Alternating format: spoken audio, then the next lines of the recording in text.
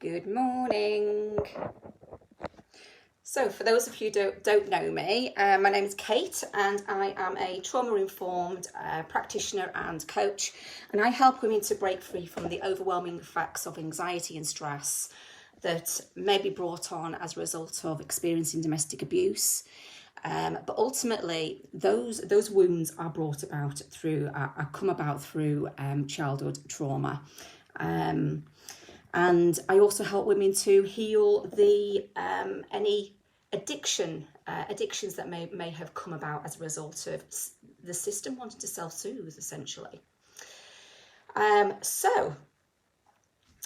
In today's live lesson, I am going to be covering. There's a lot. This is something I hear a lot, and in fact, I know somebody personally who has been wrongly diagnosed with bipolar, when in actual fact she was suffering complex post-traumatic stress disorder. This is actually one of the girls I trained with. That she's so she's watching, she'll know who she is. But this was actually brought on by somebody else, sort of listening to somebody else actually. And there is a lot of people don't understand the difference between these two things. Now, complex post-traumatic stress disorder is essentially a series of events that have happened ongoing throughout our life, and they've usually started to occur very, very early on in childhood. I mean, prior to the age of 7. And this encoding has occurred there on the fear center, and events in our life have re-triggered these things. Now, these different events may have different landscapes, which may worsen these effects over time, particularly because they all have because the landscapes are different. There's slightly different snapshots that are taken for the traumatic experiences. PTSD, which is what most people, I don't know who's on, by the way, say hi. So PTSD, which is what most people are familiar with, is trauma caused, so encoding on the fear center that is occurred from a one-off event, okay? Not a series of ongoing events, okay?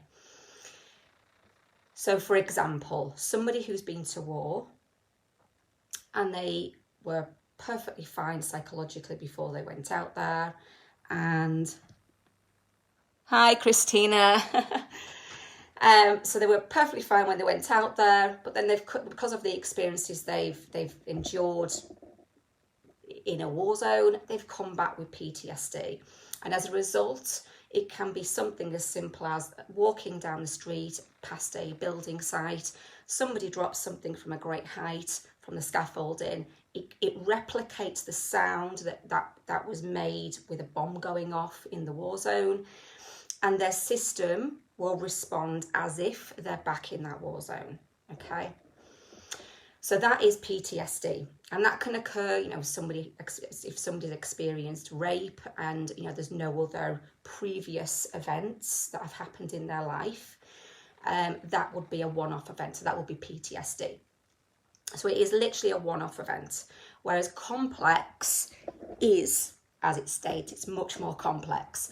So it is a series of events, and I say they do usually stem back to childhood. So it can literally be something really as simple as, when we talk about childhood trauma, most people get quite defensive over it, and mainly because it feels like by admitting they have childhood trauma, it's in some way criticising their parents, by saying their parents are bad people, and it doesn't mean that whatsoever, okay? In some cases, yes, it absolutely can. It can mean that. But in so many cases, it doesn't. It can really be something as simple as mum and dad were too busy, working all the time. They didn't have time to sit down and play with me.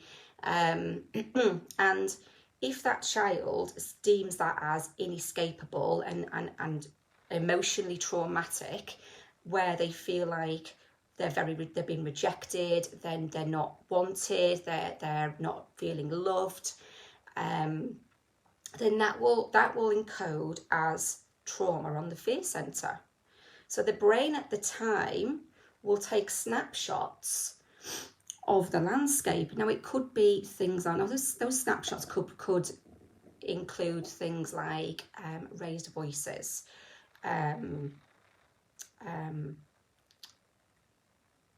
somebody snapping and being short-tempered.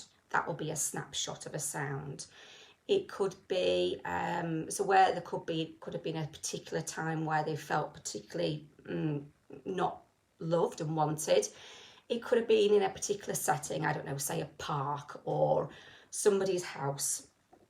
And the brain will take snapshots to alert the system of potential dangers in the future. So this is where people can experience anxiety and they actually have no idea where it's coming from. Because unfortunately, we have no idea. We don't know unless we sit and evaluate it. And this is what I help people with. So we can break it down and find out where this root cause is coming from. So we can process that information on the fear centre. Without doing that, they're unaware of what these snapshots could be. I mean, it literally can be, again, to give you an example, let's say somebody was raped by somebody with a particular accent, and the brain will have taken a snapshot on the fear centre of somebody with the sound of that accent. So you could be walking down the street and somebody walking past you could be talking in that language or with that accent. And your active thinking brain hasn't clocked that person. You haven't visually clocked that person either.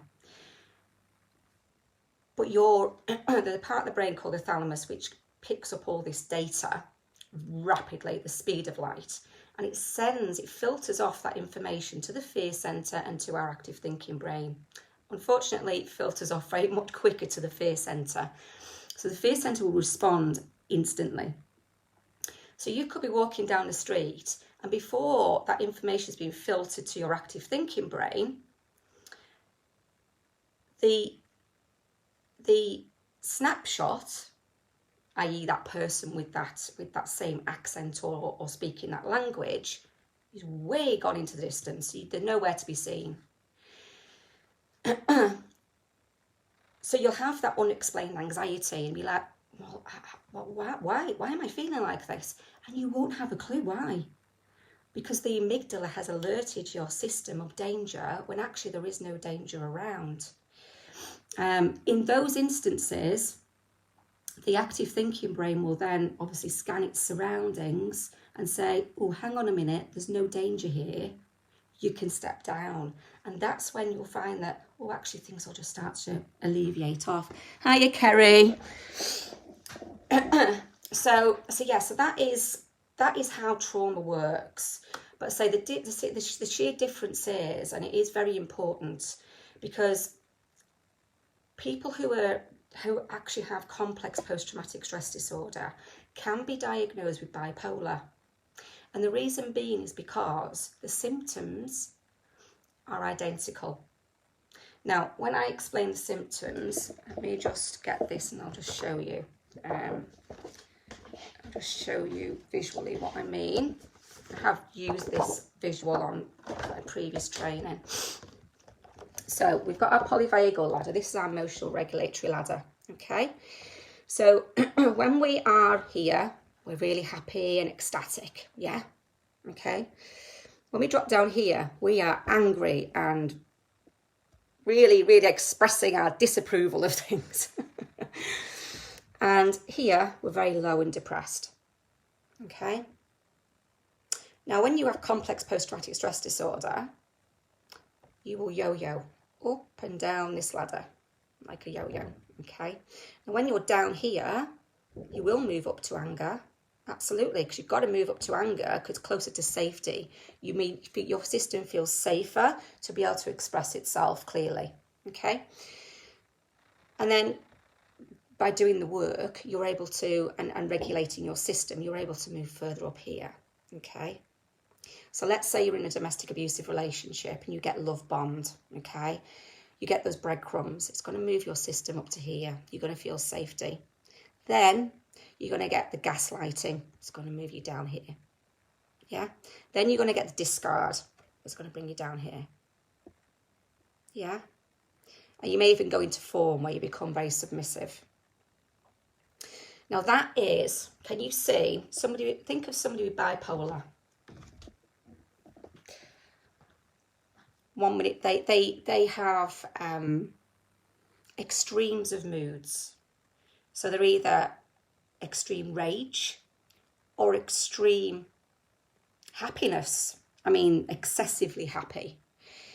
So can you see how that replicates these symptoms in complex post-traumatic stress disorder, where you will yo-yo up and down this ladder? They're identical. The symptoms are identical. But the problem is, in the DSM, complex post-traumatic stress disorder isn't recognised as a real thing. Some psychologists will tell you complex post-traumatic stress disorder doesn't exist. They identify PTSD does, absolutely, but they don't identify, some of them, with complex post-traumatic stress disorder. So they automatically go to, well, you're bipolar. If you're yo-yoing up and down this emotional regulatory ladder, you must be bipolar.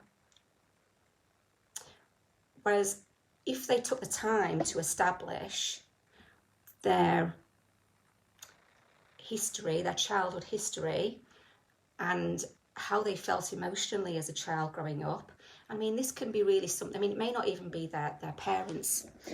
This could even be in school as well. So, you know, let's say, which I mean, I did. I felt very, very left out at school. I wasn't super academic.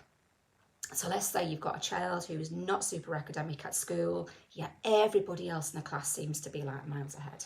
Yeah, they can feel very, very inferior to their peers. And that will feel inescapable to that child, like, well, I'm just not good enough, I'm stupid, I'm worthless. And if they don't see any way out of that situation, it will be encoded onto the fear centre. This is why I feel, I mean, me and several of my other friends who are practitioners and therapists feel exactly the same way that I do, that this should be trained in schools. Teachers should be aware of these things and how these things can impact a child psychologically and, you know, impact their whole life moving forward. Because unless it's addressed properly, you will have issues. I mean, it can lead to addictions. I mean, you know, Kerry's a therapist. You know, she will, you know, validate everything I'm saying. It can lead to addictions. It can lead to domestic abuse. It can lead to all sorts of things. It can lead to people getting into trouble with the law. It can lead to a whole host of issues. And this is why I feel so strongly that these things should be taught in school. You know, but as I say, you know, it doesn't mean to say that, you know, people who have complex post-traumatic stress disorder have been intentionally abused, been intentionally traumatized as children. Half the time, the people who are who are inducing these feelings in these children don't realize they're doing it, because they can only be what they are taught to be as well. You know, so, and we are a product of our environment.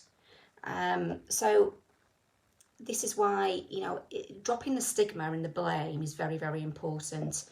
And understanding that actually, you know, your caregivers did the best that they could. You know, they did the best to their capability. It doesn't make them a bad person. It just means that they too have their own issues. They too can't deal with their own emotions. So, exactly, we're a product of our own programming. We're conditioned that way, aren't we?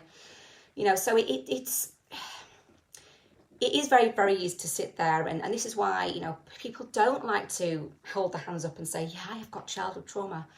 because I carry so much stigma. It's like I'm in some way criticising my parents. I mean, you know, it's like the way my dad is. You know, my dad has his flaws, you know, and, you know, it's very easy for me to get angry with him. But I know he's a product of his upbringing. That's it. He can't be any other way because he was conditioned that way by his mum.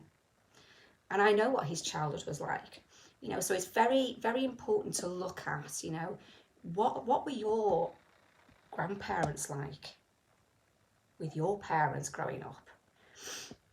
And you'll start to see a pattern of behaviours. So you can avoid that blame game and just start to focus on the healing, because you can rectify it. You can break that chain. You may not be able to resolve matters with your parents and make them behave in a different way, but you can change your own conditioning with the right approach. So I mean, back to what the topic of this lesson was. You know, you may not have, people can get diagnosed with bipolar, and it may not be the case at all. Just really think about, what was your childhood, your upbringing like? Did your mum and dad separate when you were children? Did you feel like they didn't spend enough time with you? Did you feel distressed and not good enough? And just really evaluate that, and then look at all the other events. Look at all the other events through your life, and you'll see a pattern of emotions that are linked to every single event. And that'll tell you if you have complex post-traumatic stress disorder. And I say, you'll have so many snapshots from different events. The bulk of these snapshots will have been taken from the first event, but all your other events moving forward will have their own slightly different landscape, and they will have their own individual imprint on the amygdala. So they will have left their own snapshots. So, you know, all those will be picked up by the thalamus, alert the amygdala, and your system will go into free fall every single time, because it will respond as if you are in danger. The brain doesn't know the difference between what's real and what's not real. And its number one job is to keep you safe. And if you're developing addictions, if you're turning to, you know, food to self-soothe, if you're turning to alcohol to self-soothe, if you're, you know, jumping onto, and I know this is a conversation I see a lot in the domestic abuse and narcissistic abuse groups, is shopping. Amazon. So, you know, if you find yourself constantly buying things and shopping just as a means of, I mean, things that you actually don't need, your system is giving you permission, your brain is giving you permission to engage in these things, because it's going to make you feel good in the moment. And your brain only acts in the moment. It doesn't think about the consequences, because that relies on logic, and logic, it only comes from up here in your frontal cortex, in your rational thinking brain. So logic will never override emotion.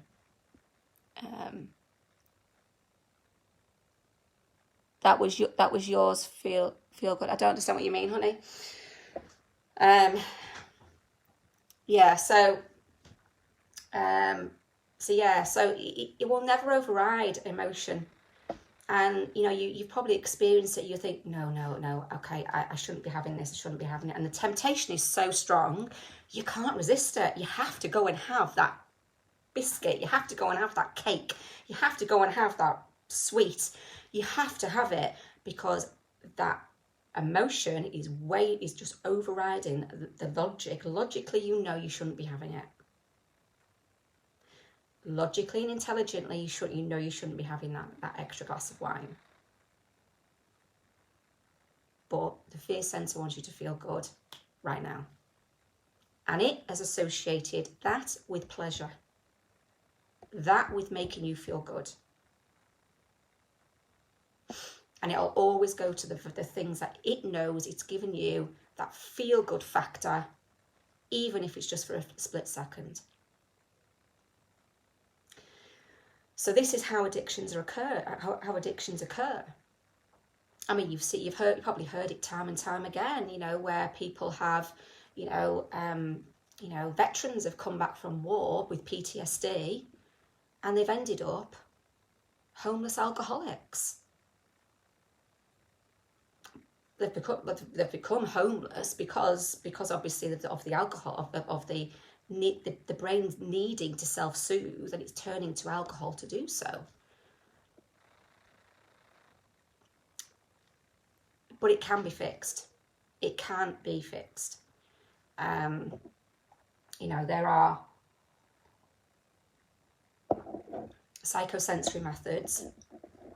Kerry's trained in some as well. That allows us to communicate with that part of the brain, and we can dislodge those AMPA receptors that are sitting firmly on the outside of that fear center on the amygdala, acting like beacons, being activated by our senses every time it's alerted to a sound, a smell, a taste, a sight. We dislodge that AMPA receptor, and you won't experience that anymore. I mean, I did a post on this at, I think it was beginning of the week, where, with all the healing I've done, and I've still got a way to go, healing's a journey. It's like peeling back an onion.